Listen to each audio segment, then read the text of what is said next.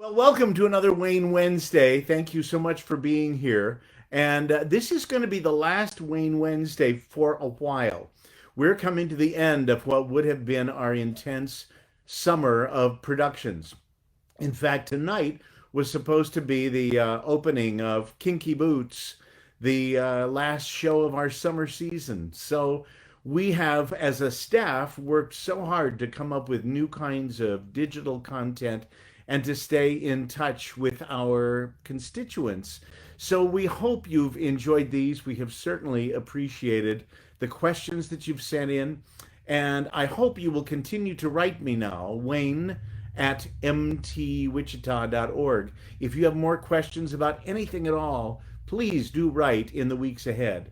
And then after we catch our breath and take a week or two break, like we always do at the end of the summer, and we regroup, we'll have some new things for you in the fall.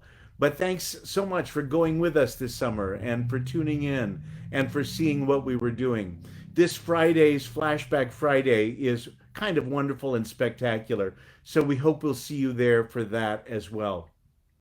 The topic today was supposed to be the ways in which the industry has changed since I began.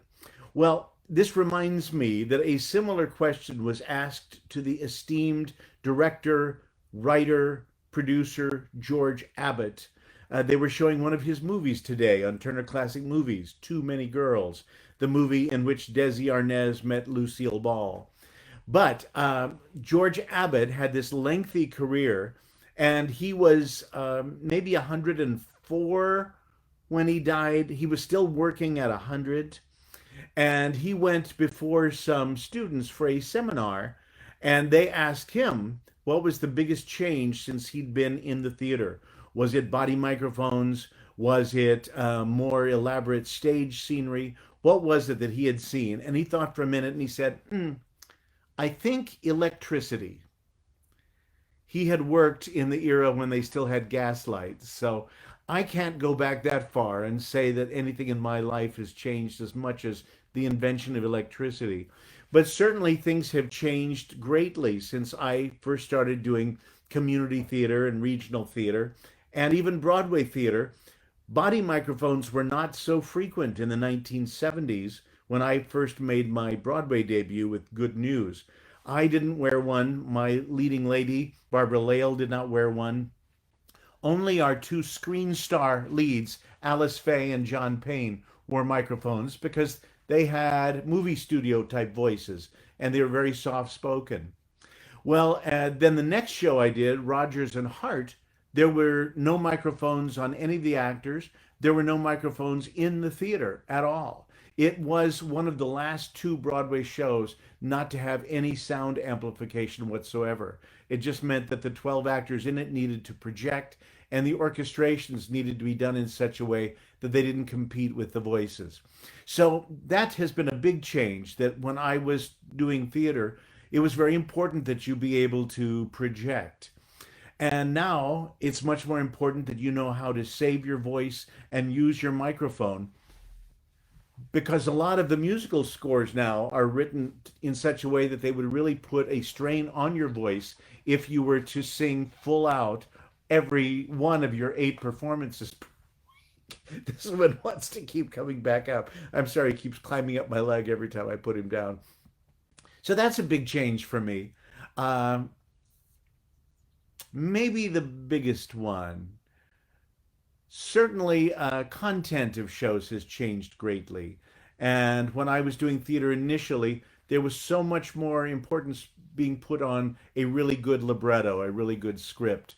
And now we go for a lot of spectacle and a lot of music that we already know, a lot more jukebox musicals, those kinds of things. That wasn't so common when I started. Uh, Sharon Pedroja asked, what do I miss most about this summer when we can't do anything? I'm sure that is the camaraderie of so many talented people coming here to be under one roof and to work together for something that is only possible if we all work together. Speaking of that, I remember back in 1990 when we were doing Jesus Christ Superstar, Kristen Pedroja was so helpful that for years thereafter, every time Jamie Rocco, the director, needed something from some department, he'd say, "Get me Kristen Pedroja." So the camaraderie, definitely the thing I miss the most.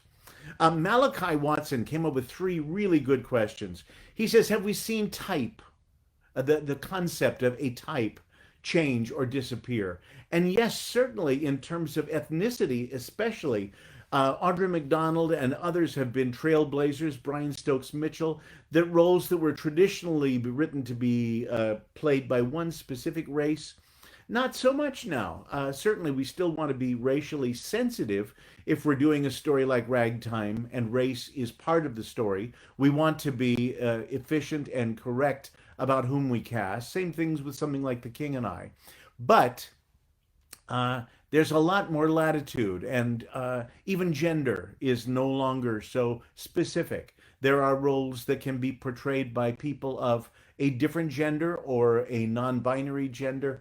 This is changing a lot in the modern theater. So that's yes, Malachi. I would say type is changing quite a lot. In what ways have the broad and local theater communities become more diverse?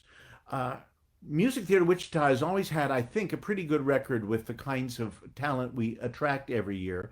Happily for us, we're getting more artists of color as lighting designer, set designer, costume designer, all of those kinds of issues as well. We have been very fortunate to have Thomas W. Douglas as our musical director for 20 years. And since he is African American, that has made sure that none of our artistic teams has been a purely one race kind of entity. We've always been able to have different viewpoints.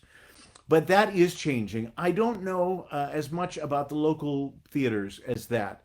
I just saw a production of The Wiz at Roxy's, and that had a wonderful, diverse cast that was all local. So I'd like to say all of our eyes are being opened to the possibilities, and we are not very happy about the limitations that have been put on these kinds of issues in the past. So breaking down barriers is something that I think everybody is very much interested in. And then, kind of related to that, Malachi's last question, how do you predict the COVID-19 and social distancing will affect future audition processes? Well, I think it won't just affect audition processes, but also the kind of shows we all want to do, the recognition of Black Lives Matter and Me Too movement issues.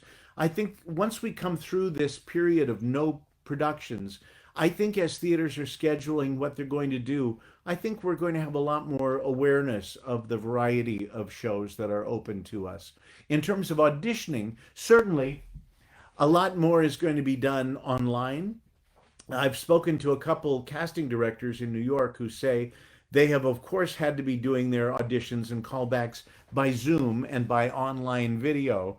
And this has saved a lot of money for everybody. People are not having to travel as much. They don't have to take hotel rooms. And they can scan through an audition if they're not enjoying it. It's one thing when you have somebody in the room and you kind of want to let them finish their song. But if you have a lot of audition videos sent to you, you can skip ahead or you can rewatch. There are a lot of things you can do that are an advantage with that. So I am hearing more and more that the casting directors and the auditioners will probably doing a lot more online for their first and second auditions. And then maybe if they want to see the chemistry between actors or if they want to see a cast assemble together or people dance in the same room, then for final callbacks, they'll bring people to the room where it happens. But apart from that, it'll all be online. On our masterclass Monday, a week ago, and you should look for this, Monday before last, Aaron Kaburik, who was our Herod in Jesus Christ Superstar and who has done a lot of Broadway work, most recently the Bette Midler, Bernadette Peters, Hello Dolly.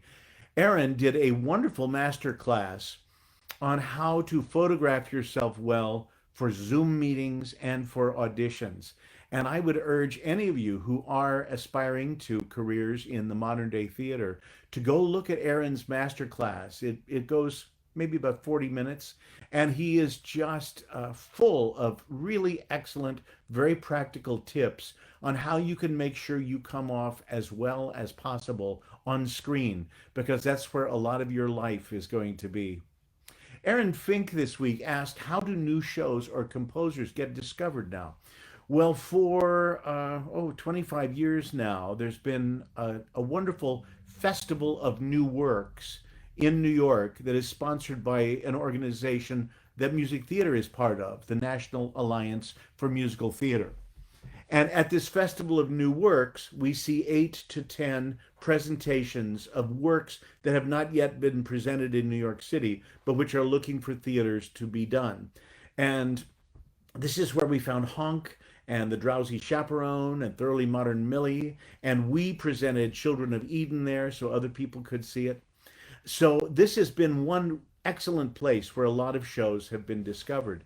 But nowadays, the internet, social networking, you can create a musical and put it online and do a good job of promoting it on your social network, and you can attract attention.